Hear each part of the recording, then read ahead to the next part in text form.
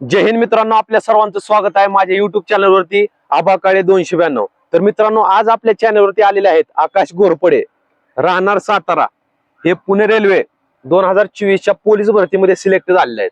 तर मित्रांनो, काही वेळापूर्वी मी त्यांचं स्ट्रगल ऐकलं, त्यांच्याकडून थोडंफार त्यांनी भरतीचं स्ट्रगल कसं केलं याबद्दल थोडंफार माहिती घेतली. तर मित्रांनो, जेव्हा मी ऐकलं ना, ते अक्षरशः डोळ्यात पाणी आलं. असं यांचं स्ट्रगल आहे. तर आपण त्यांच्या तोंडूनच ऐकूया. तर आकाश भाऊ, खरंच तुमचं खूप खूप स्वागत आहे आपल्या युट्यूब चॅनलवरती. आणि तुम्हाला खरंच तुमचं खूप खूप अभिनंदन.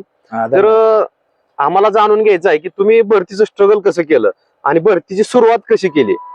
नमस्कार, माझे नाव आकाश महादेव घोरपडे, जिल्हा सातारा. फार खेडेगावातून आलेला, म्हणजे खेडेगावातून आलेलो आहे मी. कसं आहे, लहानपणी 3 वर्षाचा असताना वडील वारलं. तिथपासून काय म्हणजे आईनं सांभाळलं. आई शेती करून मोलमजुरी करून सगळं तिनं सांभाळलं. आणि कसं झालं, 2014ला आर्मीची भरती, म्हणजे एक जण आमच्यातला होता विशाल शिंदे म्हणून. तर तो म्हणायचा चल, तर आपली तब्येत ही अशी आणि आर्मीला सगळे म्हणते असं, म्हणजे हाईट पाहिजे, तब्येत पाहिजे. मग तेव्हा गेलो ना, कागदपत्र काही निघाली नव्हती. मग 2014ला आर्मीची पहिली भरती क्लार्क दिली, म्हणजे नुसतं आपलं बघण्यासाठी गेलेलो, हाईट चेक हे. मग तेव्हा रनिंग फेल झालो. परत 2015ला स्टाफ इथं तळेगावला, स्टाफची तेव्हा तळेगाव चालू असायचं, तर तळेगावला दिली, तिथं हाईट फेल झालो. अशा स्टाफच्या 3 दिल्या, ते हाईट फेल झालेलो. तरी बी म्हणलं आपलं करायचीच, कधीतरी बसलं असं तसं. आणि सातारा म्हणल्यावर सगळा फौजींचाच आहे, त्यामुळे पहिल्यापासून ते वर्दीचं आकर्षण असं. मग हळूहळू चालू झालं. 2014 ते 2024 म्हणजे 10 वर्षाचा हा काळ आहे. तर या 10 वर्षाच्या काळामध्ये किती तर वेळा अप अँड डाऊन आले. त्यामध्ये तुम्ही आता सांगितले की तुम्ही लहान असतानाच वडील एक्सपायर झाले, त्यानंतर आईनं तुमचा सांभाळ केला. एका बापाला आई होता येत नाही, पण आईला बाप होता येते. तर आई तुमची बाप बनून ह्या इथपर्यंत, तुमच्या यशापर्यंत आईचं काय योगदान होतं? सगळ्यात मोठं म्हणजे आईचं योगदान होतं. माणसं म्हणते एका पुरुषामाग स्त्रीचा हात असतो, पण माझ्या माग पुरी स्त्रीच होती उभी. बरोबर आहे असं. त्यामुळं आणि आई सारखी म्हणायची होईल होईल, म्हणजे आईचं लय पाठबळ होतं. मी काही म्हणजे चुकीचं करू नये तर बरोबर करू, सगळं म्हणजे आईला सांगावं. म्हणजे भरतीला काय गेलो, आणि पहिल्यापासून माझा ग्राउंड कधीच बसला नाही सर. पहिल्यापासून कधीच नाही ग्राउंड कधीच बसला नाही. 1600 मस्त मारायचो मी, पण ग्राउंड बसायचं नाही गोळ्यामुळे. आणि यंदा इथं गोळा गेला, त्यामुळे ग्राउंड बसले, म्हणजे गोळा कमी जायचा.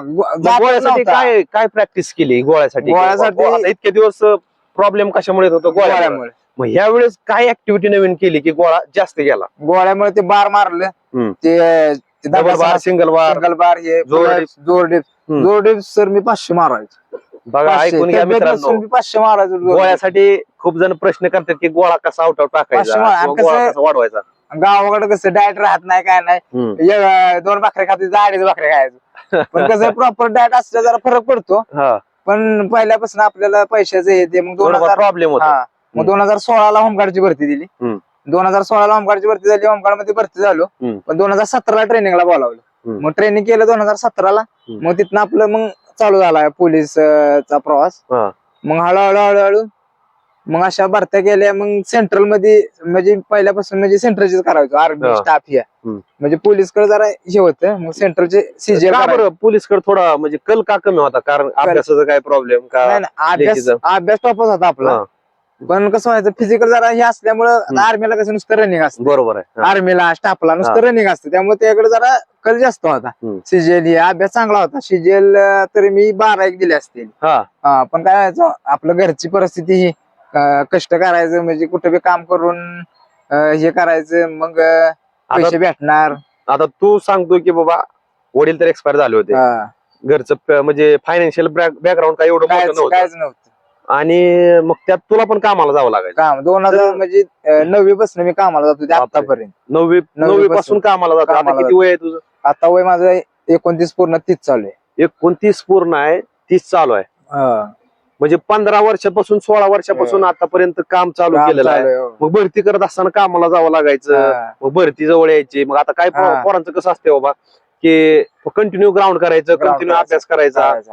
मग काय त्यामुळे जणांचं म्हणणं असं असते की बाबा जॉब केला की भरती करणं होत नाही. नाही. मग त्याबद्दल तुझं काय मत आहे? कसं जॉब केला का ना, आता हम्म. पोलीस भरतीचं कसं असतं हम्म. फिजिकल आणि लिखी आहे. हा. तसं आपण जॉब केला हा. की समजा आता एमपीएससी वाल्यांचं कसं आहे, एक लिखीच असते. बरोबर आहे. म्हणजे नुसतं तुम्ही समजा जॉब वरून आला संध्याकाळी हम्म. की तुम्ही 12 वाजेपर्यंत करू शकता खरंय. नुसता अभ्यास. हा. तसं पोलीस भरतीवाल्याचं कसं असतं, त्याला फिजिकल बी करायचं असतं बरोबर. आणि लिखी बी खरंय, करायची खरंय. असते. ते दोन म्हणजे वेगवेगळ्या बाजू आहेत तिथे. हा. नुसतं फिजिकल असलं तरी तुम्ही करू शकता, पण हा. फिजिकल आणि लिखी पोलीस भरती तशी म्हणजे ना आर्मी पेक्षा पोलीस भरती टफ आहे, हार्ड आहे. हार्ड आहे. मग दोन्ही हा मग दोन्ही तू कसं केलं ते जॉब म्हणजे काम पण करायचं गावात? काय काय कामं केली तू का गावात? म्हणजे आता सुरुवातीला ते पतसंस्थेत जायचो, तिथे 1,500 पगार. पतसंस्थेमध्ये 1,500 पगार. 1,500 पगार. परत तिथनं मग पहिल्यांदा म्हणजे 11वीत मी ह्याच्यात केले, कॉस्मेटिक म्हणून होतं. हम्म. तर सकाळी जायचो ना, आम्हाला असं आहे आमच्या गावाचं म्हणजे फार डोंगरात गाव आहे. हम्म. तिथनं आम्हाला हायवेला 3.5 किलोमीटर चालत यावं लागतं. बापरे. अजून बी आमच्या हा. गावात सगळी माझ्यासारखी अशी तब्येती नाही. बापरे. 3.5 किलोमीटर चालायचं, 3.5 किलोमीटर परत माघारी यायचं. आणि परत कॉलेजला 1-1 किलोमीटर असं कमीत कमी आमच्या गावातली पोरं 8 किलोमीटर चालते ते अजून बी. दररोज दररोज 8 8 किलोमीटरचा प्रवास त्यांचा होतोय. आमच्या गावातल्या म्हणजे आर्मीला आहे हा. ना, म्हणजे तयारी करायला लागत नाही. 15 दिवसात पोरगा आर्मीचं रनिंग मारतो. म्हणजे 8 किलोमीटर चालणं चालणं. प्लस मध्ये प्रॅक्टिस, प्रॅक्टिस वेगळी प्रॅक्टिस. आणि होमगार्ड मध्ये होतो त्यामुळे हम्म. कसं ट्रॅफिकच्या दोट्या असायच्या 9 ते 9. हम्म. परत तिथं जाऊन उभं राहायचं दिवसभर. बापरे. हा. आणि परत मग घरी यायचं आणि मग रनिंग करायचं, मग अभ्यास कधी चुकायचा. त्याच्यामुळे हा वेळ गेला माझा एवढा. म्हणजे हा. 2014 पासून कधी अभ्यास व्हायचा तर फिजिकल म्हणजे मार खायचं. आणि काय व्हायचं, पोलीस भरतीचं असं म्हणजे लागलच असं नसतं. एमपीएससी राज्यसेवेचं कसं अगोदर वर्षभर तारखा ठरलेल्या असते. बरोबर आहे की आता तारखेला. तसं पोलीस भरतीच्या तारखा ठरलेल्या असते. म्हणजे कधी कधी बी लागते. हा. म्हणजे काल कळतं पेपराला येते की उद्यापासून. हा. आणि होमगार्डच्या दुट्या महिना असायच्या. हम्म. मग काय करायचो, मग अर्ध्यातनं सोडून द्यायचो. हम्म. मग 5 वर्ष लागले होमगार्डची सर्टिफिकेट यायला. बापरे. हा, असं झालं. ते दरसोड आणि कसं केल्यामुळे. होतं आपल्याला घरची परिस्थिती पण परिस्थिती आणि आपल्याला पुढचं मरण माहित होतं हा. की हे केलंच पाहिजे, नाहीतर केल्याशिवाय पर्याय नाही पर्यायच दुसरा. नाही. नाहीतर आपली जिंदगी अशी नाहीतर जाणार. सगळा घोटाळा होणार आहे. हा. आतापर्यंत कष्ट केलं, इथनं पुढे बी कष्ट करायचं. हम्म. मग असं हळूहळू मग 2018ला मग रेल्वेची सुटली. 2018ला रेल्वे ग्रुप डी दिली. ग्रुप डी दिली. हम्म. मग 2018ला ती दिली तर तिथं बी सेंट्रलचे म्हणल्यावर ते बी अभ्यासक्रम जरा म्हणजे चुकीचा झाला. म्हणजे सायन्स असतो लुसेंटचं, म्हणजे एकदम टॉपचं सायन्स. बरोबर आहे. बरोबर आहे. मग सायन्स घडलं. गणित आलं बरोबर. हा. पण मग तो पेपर फेल गेला. परत 2019ला सुटली मार्चला. हा. मग ते लॉकडाऊन मुळे 4 वर्ष गेली. बरोबर आहे. लॉकडाऊन हा.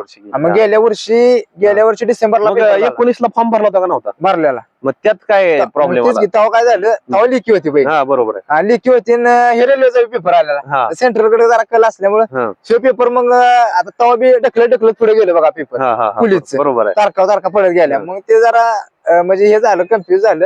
अभ्यासामध्ये थोडंफार दरसोड झाली. आणि सेंट्रलचं कसं असतं, सेंट्रलला ना आपला अभ्यास लय फरक आहे. वेगळा लय फरक बरोबर आहे. तेव्हा 2019ला पिंपरी चिंचवडला फॉर्म भरलेला. हम्म. आणि पोलीसचा कायच अभ्यास नसताना तरी 82 पडलेली बर. पिंपरी चिंचवडला. हम्म. मग 2019ला आपलं म्हणजे हे केलं मी रेल्वे ग्रुप डी. 2019चा पेपर झाला 2021ला. बरोबर आहे. 21 का 22ला झाला बघा. 21 ला पेपर मग झाला. तिथं 22च्या मग आणि माझा निकाल लागला सप्टेंबरला लागला. हा. मग रेल्वे ग्रुप डी मारली मी. 68.7 मार्क पाडली. आणि मग तिकडे जॉईन केलं तोपर्यंत हे होतोपर्यंत. मग तिथं 2 डिसेंबर 2023ला जॉईन केलं. आणि मग तिथं 1 वर्ष मी केलं. आणि परत जो कल परत वर्धीचं आकर्षण म्हणलं आता शेवटचे आपले चालू आहे. आणि मग तरी बी मी ट्रॅक मेंटर भेटले. ट्रॅक मेंटर माहिती ना तुम्हाला, एवढं ट्रॅकचं सगळं 14 किलोमीटर पेट्रोलिंग हो. बरोबर आहे. नाईटला पेट्रोलिंग ट्रॅक चालत जायचं ट्रॅक सगळा चेक करत जायचा परत. आणि मग तेवढं मी काम करून घरी येतो, फिजिकल करायचो. आणि मग मध्ये वनरक्षक लागले बघा. मग वनरक्षकला माझा 96 स्कोर आलेला. 96 स्कोर आला आणि परत मग फिजिकल चालूच होतं. म्हणजे काय झालेलं, ग्रुप डीचं 2018-19ला मी वेटिंगला राहिलो. 0.5 न वेटिंगला राहिलो. मग ते डोक्यातच गेलं ना. मग वनरक्षक चालू केलं आणि वनरक्षकला 96 पडली. मग आता कळलं आपण फिजिकल ह्याला लिखीला बसणार आहे. आणि 1 जागा होती होमगार्डला. होमगार्ड मधली 1 जागा होती वनरक्षक कोल्हापूरला.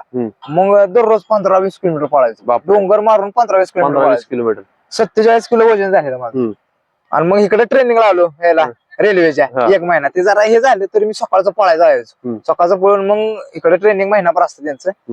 मग परत गेलो परत तिथं बी 4 मार्कांना राहिलो वनरक्षकला फॉरेस्टला बी. हा. मग तरी बी मग हळूहळू फिजिकल चालूच होतं माझं तरी बी. डाएट कमी हे ते तरी बी पण चालू होत. डोक्यात एवढंच होतं असं आपण घरी तसं फक्त असं राहीन आपण बेडवर पडून राहील. डायरेक्ट गुडघ्याचं काय काय ना फक्त चालू होतं. चालू होतं कारण पहिल्यापासून माझं कसं होतं जे मिळालंय ते मिळालंय की बरोबर लेट मिळाले माहित होतं मला ते मिळणार आहे फक्त कधी मिळणार ते माहित नव्हतं. पण करायचं थांबायचं नाही. थांबायचं नाही. मग तिथनं मग आपल्या इथं लोमारला भरला पाम इथं बी एकच जागा. आता या भरतीला 2024 आपल्या इथं मग इथं बी एकच जागा. मग एक जागेत घेतली रिस्क होती. लय मोठी रिस्क होती. मग घेतली रिस्क मग 124 झाली टोटल आणि मग काय गुलाल घेतलाच.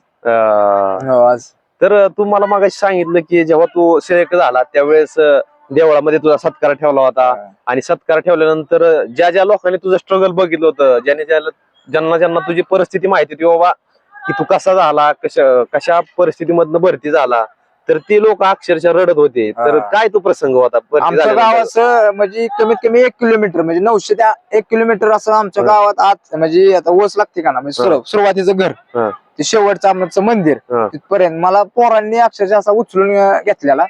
आणि जिथं आता समजा वावळायला येत होती आमच्या गावात म्हणजे लय आमचं गाव लय भारी आहे असं डोंगरात असल्यामुळे आमच्या गावात अशी लय माया आहे आपुलकी सगळी आपुलकी आहे जवळ आणि एवढं म्हणजे फार बारक्या पोरग्यापासून म्हाताऱ्या माणसापर्यंत स्ट्रगल बघितलेला. तेव्हा कळलं मला की सगळी माणसं बघते ते आपल्याकडे तेव्हा मग असे प्रत्येक जण वावळायचं नाम वाढायचा आणि अक्षरशः म्हातारी माणसं बारकी पोरं रडत होती ती. बापरे एवढं त्यांनी आणि मला काय कळतच नव्हतं काय चाललेलं. सुरुवातीला आमच्या तिथं गणपतीचं मंदिर आहे तिथं असं मला हार घातलेला तिथपासून माझ्या अंगात अशा मुंग्या आलेल्या मुंग्या. म्हणजे काय तो क्षण असेल विचार करा मित्रांनो की आपण त्या क्षणाचा भागीदार असतो तर की आपल्या सोबत आपल्या डोळ्यासमोर इतक्या दिवस मेहनत करणारा पोरगा भरती होऊन येतोय आणि सर्व लोकांचा एवढा चांगला प्रतिसाद. खरंच तुझं जे हे स्ट्रगल आहे आणि त्यामधून तू जे यश निर्माण केलं ते खरंच इतर भरती करणाऱ्या मुलांसाठी खूप मोठी प्रेरणा देणार आहे. मी तर म्हणतोय की तू एक रोल मॉडेल आहे आताच्या पोरांसाठी की बाबा भरती करणाऱ्या विद्यार्थ्यांसाठी की कशा प्रकारे तू तुझ्या समोर येणाऱ्या परिस्थितीचा सामना केलाय आणि त्याच्यातून मार्ग काढत यश निर्माण केलंय. तर तुझं खरंच खूप खूप अभिनंदन. तर तू आता जे नवीन भरती करणारे पोर आहेत त्यांना काय संदेश देशील तुझ्या या स्ट्रगलच्या माध्यमातून किंवा या सक्सेसच्या माध्यमातून? कसं आहे आता आपल्याला व्हायचे आपल्याला करायचे ते मग करायचंच आपण कसं करायचं कधी करायचं कुठं करायचं हे भीती बाळगायची नाही. कसं आहे आपले सातारा जिल्हा म्हणजे राजधानी सातारा बरोबर आहे महाराजांचा तो पहिल्यापासून म्हणजे माझ्या अंगात म्हणजे नाव घेतलं तरी लगेच काटा उभा राहतो. मावळ्याने किती रात्रीचं पन्हाळा गेला 60च होती अशी आणि ते म्हणजे शूरवीरांचा म्हणजे आपण एक मावळं म्हणून आपण करू शकतो आपण